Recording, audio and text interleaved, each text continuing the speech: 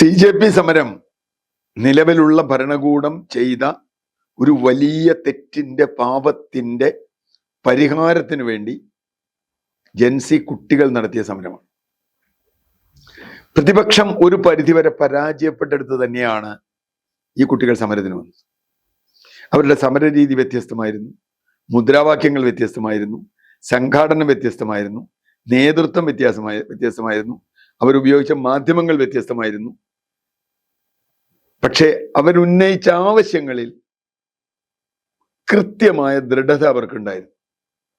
1, 2, 3, 4 എന്നവർ പറഞ്ഞ ആവശ്യങ്ങളിൽ നിന്ന് ഒന്നിൽ നിന്ന് പോലും പുറകോട്ട് പോരാൻ അവർ തയ്യാറായില്ല. അവരോടൊപ്പം 19-20 ദിവസം നിരാഹാരം കിടന്ന് സമരത്തിന് വലിയ സംഭാവന നൽകിയ സോനം വാങ്ചുക്കിനോട് അവർ പറഞ്ഞു, അങ്ങ് ചെയ്തതിന് നന്ദി, പക്ഷേ സമരം തുടങ്ങിയത് ഞങ്ങളാണെങ്കിൽ ഇതിന്റെ ലക്ഷ്യം ഞങ്ങൾ പ്രഖ്യാപിച്ചിട്ടുണ്ട്, അവിടെ വന്ന് ഇത് അവസാനിക്കും. കൃത്യമല്ലേ?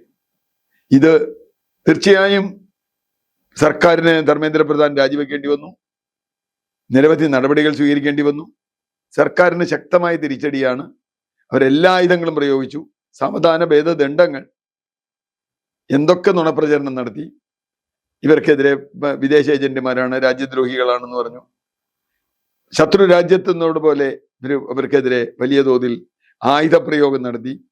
തീർന്നില്ല. അതും കഴിഞ്ഞു. ഇപ്പൊ അവർക്കെതിരെ ഈ പറഞ്ഞ ആളെ വാങ്ചുക്കിനെ വരെ മാറ്റി പുറത്തു കൊണ്ടുവരാൻ ശ്രമിച്ചു.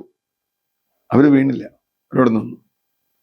ഇതിൽ നിന്ന് ഇന്ത്യ മുന്നണി, പ്രതിപക്ഷം യഥാർത്ഥ പാഠം ഉൾക്കൊള്ളുകയാണെങ്കിൽ നല്ലത് എന്ന് ഞാൻ പറയും. തീർച്ചയായും ഭരണപക്ഷത്തിന്റെ ഒരു ദൗർബല്യം പ്രതിപക്ഷത്തിന് ഗുണകരമാണ് രാഷ്ട്രീയത്തിൽ. അങ്ങനെയാണല്ലോ നമ്മുടെ രാഷ്ട്രീയം. ഭരണപക്ഷം തോൽക്കുമ്പോൾ പ്രതിപക്ഷത്തിന് ഒരു അഡ്വാൻറ്റേജ് കിട്ടും. പക്ഷേ ആ അഡ്വാൻറ്റേജ് മാത്രം പോരാ. പ്രതിപക്ഷം ഈ സമരത്തോട് എടുക്കുന്ന സമീപനം, എടുത്ത സമീപനം, ഇനി തുടർന്നുള്ള സമീപനങ്ങൾ അതെന്തായിരിക്കും? ഞാനതിൽ വളരെ പോസിറ്റീവായി കാണുന്ന ഒരു കാര്യം രാഹുൽ ഗാന്ധിയുടെ സമീപനമാണ്. ഒന്ന്, ഈ വിഷയം രാഹുൽ ഗാന്ധി ആദ്യമേ ഉയർത്തിയ ആളാണ്. കോട്ടയിൽ നിന്നുകൊണ്ട് ഈ തട്ടിപ്പിനെതിരായി വലിയ ശക്തമായ സമരം കൊണ്ടുവന്നു. പക്ഷെ രാഹുൽ ഗാന്ധിയുടെ പാർട്ടി ആ സമരം അങ്ങനെ ഏറ്റെടുത്തില്ല. അല്ലെങ്കിൽ ഇവിടെ വരേണ്ടത് യൂത്ത് കോൺഗ്രസ്സുകാരല്ലേ? യൂത്ത് കോൺഗ്രസ്സുകാർക്ക് ഇങ്ങനെ സമരം ചെയ്യാൻ പറ്റുമോ? ചെയ്യാൻ പറ്റില്ല. അവിടെ സമരത്തിനോടൊപ്പം നിന്നിരുന്ന ഐസ എന്ന് പറയുന്ന രാഷ്ട്രീയ കക്ഷി, CPI-ML ലിബറേഷന്റെ ഭാഗമായിട്ടുള്ളവർ, കുറച്ച് കഴിഞ്ഞപ്പോഴെങ്കിലും വന്ന SFI, ASF, ഇവർക്കൊന്നും ഈ സമരം ഇങ്ങനെ കൊണ്ടുപോകാൻ പറ്റില്ല. മുദ്രാവാക്യം വിളിക്കാം, വളരെ മിലിറ്റന്റായി നിൽക്കാം, പക്ഷെ അതുപോരാ. മുദ്രാവാക്യം വിളിക്കലും മിലിറ്റന്റായി നിൽക്കലും മാത്രമല്ല സമരം. കൃത്യമായ ലക്ഷ്യബോധം, ടാർഗറ്റ് ഉണ്ടാവണം. ആ ടാർഗറ്റ് എത്താതെ പിൻവാങ്ങില്ല എന്ന നിശ്ചയദാർഢ്യം ഉണ്ടാവണം. ഈ രണ്ട് കാര്യവും നമ്മുടെ രാഷ്ട്രീയ കക്ഷികൾക്ക് പലപ്പോഴും ഇല്ല. അവരെ സംബന്ധിച്ചിടത്തോളം അടുത്ത തെരഞ്ഞെടുപ്പിൽ ഇതെങ്ങനെ ചെന്നാലാണ് വോട്ട് കൂടുതൽ കിട്ടുക, അങ്ങനെ നിന്നാലാണ് വോട്ട് കൂടുതൽ കിട്ടുക. സത്യത്തിന്റെ കൂടെ നിൽക്കണമെന്നില്ല, തങ്ങൾക്ക് ഗുണകരമായതിന്റെ കൂടെ നിൽക്കണം എന്നാണ് രാഷ്ട്രീയ പാർട്ടികളൊക്കെ കാണുക. കാരണം അവരൊക്കെ ഭരിക്കുമ്പോൾ ഇതുപോലെ തന്നെയാണ് ഇതിലുള്ളത്. ജനകീയ സമരങ്ങളോട് ഈവൻ ഇടതുപക്ഷം ഭരിക്കുമ്പോൾ പോലും എങ്ങനെയാ പെരുമാറിയെന്ന് നമുക്കറിയാം. അപ്പൊ തീർച്ചയായിട്ടും ഇതിൽ നിന്ന് ഒരു പാഠം ഉൾക്കൊള്ളണം. ഉൾക്കൊള്ളേണ്ട ഒരു പാഠം, ജനങ്ങളുടെ ജീവൽ പ്രശ്നം കക്ഷി രാഷ്ട്രീയത്തിന് അപ്പുറത്താണ് എന്നത് തന്നെയാണ്. അതങ്ങനെ തന്നെ കാണണം. നമ്മൾ യുക്തി വെച്ച് അങ്ങോട്ടും ഇങ്ങോട്ടും ഒന്നും പറഞ്ഞിട്ട് കാര്യമില്ല. 2, നിങ്ങളുടെ നേതാവ് ആരാണ്, തെരഞ്ഞെടുപ്പിൽ ആര് ജയിക്കും എന്നതിനേക്കാൾ ജനങ്ങളുടെ പ്രശ്നങ്ങൾക്ക് പരിഹാരം കാണുന്നവരെ ഞാനിവിടെ ഉണ്ടാവും. അത് മഹാത്മാഗാന്ധി മുതൽ AKG വരെ ആ സമര പാരമ്പര്യത്തിന്റെ വക്താക്കളായിരുന്നു. വിട്ടുപോവില്ല, ഞാൻ നിൽക്കും, ഞങ്ങൾ ഇവിടെ ഉണ്ടാവും എന്ന് പറയുന്ന സംഗതി ഉണ്ടായിരുന്നു. അതുകൊണ്ട് തീർച്ചയായും അത് സ്വീകരിക്കാനും അംഗീകരിക്കാനും തയ്യാറാണെങ്കിൽ ഇന്ത്യ മുന്നണിക്കും പ്രതിപക്ഷത്തിനും വലിയ സാധ്യതയുണ്ട്. കാരണം ജനങ്ങളുടെ മുമ്പിൽ വിശ്വാസ്യത തകർന്നൊരു സർക്കാരാണ് ഇരിക്കുന്നത്. അയോധ്യ കൊള്ളയുടെ കാര്യം വന്നാലും ഇത് തന്നെയാണ് സ്ഥിതി. അപ്പൊ അയോധ്യക്കുള്ള ഇത് വന്നതുകൊണ്ട് അയോധ്യക്കുള്ള ചർച്ചയാകാതെ പോയോ എന്ന ചോദ്യമുണ്ട്. ഞാനങ്ങനെ കരുതുന്നില്ല.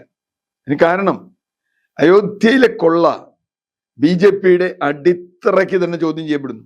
കാരണം രാമനെ വെച്ചിട്ടാണ് ഇവർ ഭരണത്തിൽ കയറിയത്. രാമനെ ഇവരെ ഉപേക്ഷിച്ചു, അല്ലെങ്കിൽ ഇവർ രാമനെ ഉപേക്ഷിച്ചു. രാമക്ഷേത്രത്തിൽ 100 കണക്കിന് കോടി രൂപയുടെ കൊള്ള നടന്നപ്പോൾ അതെല്ലാം കണ്ടുനിന്ന, കേട്ടുനിന്ന, അനുഭവിച്ചു നിന്ന ആളുകൾ, പ്രധാനമന്ത്രിയുടെ ഓഫീസ് നേരിട്ടാണല്ലോ അവിടുത്തെ രാമക്ഷേത്ര ഭരണം നടത്തുന്നത്. അദ്ദേഹത്തിന് പോലും കണ്ടെത്താൻ കഴിഞ്ഞില്ല. എന്ന് പറഞ്ഞാൽ നിങ്ങളുടെ സംവിധാനം തകർന്നിരിക്കുന്നു. BJP കുറെ കാശ് നിങ്ങളുടെ കയ്യിലുണ്ടാവും, മറ്റു സംഗതികളൊക്കെ ഉണ്ടാവും. പക്ഷെ നിങ്ങളുടെ സംവിധാനം തകർന്നിരിക്കുന്നു, ജനങ്ങൾക്ക് വിശ്വാസ്യത നഷ്ടപ്പെട്ടിരിക്കുന്നു. അതുകൊണ്ട് ഈ സമരം വന്നതുകൊണ്ട് അയോധ്യ ഇല്ലാതാവുന്നില്ല. അയോധ്യ സമരം ബാധിക്കുന്നത് വേറൊരു ക്രൗഡിനെയാണ്. ഇന്ത്യയിൽ വിശ്വാസികളായി രാമന്റെ ആളുകളാണ് ഈ BJP-ക്കാർ എന്ന് തെറ്റിദ്ധരിച്ച് വോട്ട് ചെയ്ത ആളുകളുണ്ട്. രാമനെ അധികാരത്തിനും പണത്തിനും വേണ്ടി രാമനെ വിറ്റവരാണിവർ എന്ന ബോധ്യമുണ്ട്. അത് ഇവർക്ക് ഗുണമാണ്, പ്രതിപക്ഷത്തിന് ഗുണമാണ്, ഒരു സംശയമില്ല. ജനങ്ങളെ വർഗീയമായി വിഭജിക്കാനാണ് ഗവൺമെന്റ് എപ്പോഴും ശ്രമിച്ചിട്ടുള്ളത്. അതിൽ നിന്ന് വിട്ട് ഇത് ഒരു സെക്യുലറായി, അടിയുറച്ച അഹിംസാത്മക സമരമായി മുന്നോട്ട് കൊണ്ടുപോകാൻ കോൺഗ്രസിനും NDA-ക്കും അല്ലെങ്കിൽ ഇന്ത്യ മുന്നണിക്കും കഴിഞ്ഞെങ്കിൽ മാത്രമേ ഇതിന്റെ ഫലം അവർക്കുണ്ടാവൂ. അയോധ്യയുടെ പ്രശ്നം അത് വേറെ ആളുകൾ നോക്കിക്കോളും, അതിനവർക്ക് കൃത്യമായി ശിക്ഷ കിട്ടുകയും ചെയ്യും.